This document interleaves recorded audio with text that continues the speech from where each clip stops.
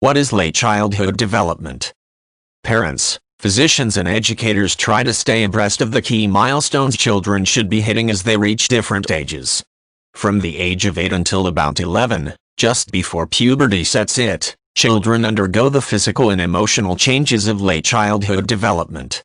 According to experts, this means they start thinking in a slightly less self-centered way, become more goal-oriented, and establish closer friendships with peers, though parents are likely to still be the central emotional ties. By this age, children also are expected to begin a new growth spurt leading into their teenage years, during which they may have a hard time staying in one place for too long. According to the Ohio State University Extension, late childhood development marks the end of the slow growth period between kindergarten and about 3rd grade, emotionally, physically and intellectually. Until the end of that latter period, children are likely to be fairly uncoordinated and not grow that much in size.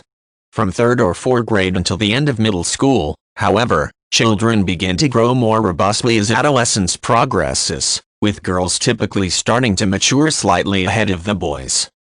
These sudden physical changes leading into the pubescent years of middle school and high school are often beset with embarrassment. This is true for those who are among the first to start experiencing physical changes.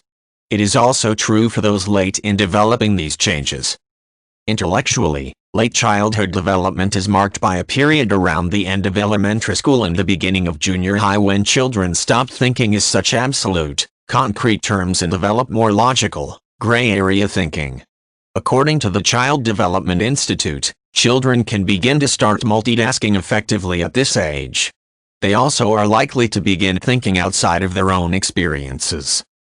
This shift from an egocentric outlook is the major emotional factor in late childhood development.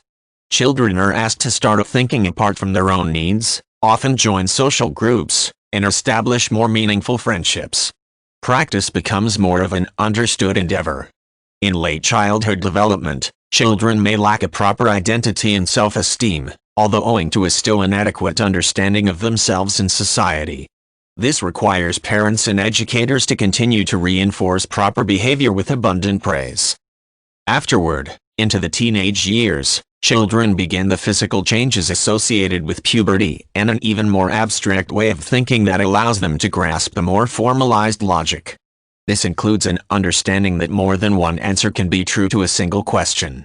Also, the concepts of the unknown, reflected, for instance, by variables studied in algebra, can be more effectively understood.